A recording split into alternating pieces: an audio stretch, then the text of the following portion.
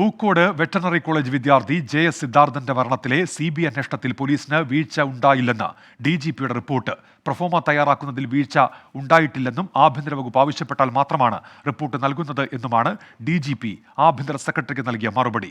Police ആസ്ഥാനത്ത് നടന്നത് സ്വാഭാവിക നടപടിക്രമം മാത്രമാണെന്നും റിപ്പോർട്ടിൽ വ്യക്തമാക്കുന്നു. JS സിദ്ധാർത്ഥന്റെ മരണത്തിലെ അന്വേഷണം CBIക്ക് കൈമാറുന്നതിലുണ്ടായ കാലതാമസത്തിൽ പരസ്പരം പഴിചാരുകയാണ് ആഭ്യന്തര വകുപ്പും പോലീസും.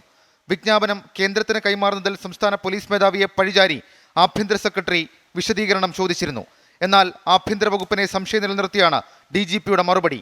പ്രൊഫോമ റിപ്പോർട്ട് തയ്യാറാക്കുന്നതിൽ വീഴ്ചയുണ്ടായില്ലെന്നും ആഭ്യന്തര വകുപ്പ് ആവശ്യപ്പെട്ടാൽ മാത്രമാണ് റിപ്പോർട്ട് നൽകുന്നതെന്നും DGP വ്യക്തമാക്കി. മുൻകാലങ്ങളിലും ഇങ്ങനെയായിരുന്നുവെന്നും DGP കൂട്ടിച്ചേർത്തു.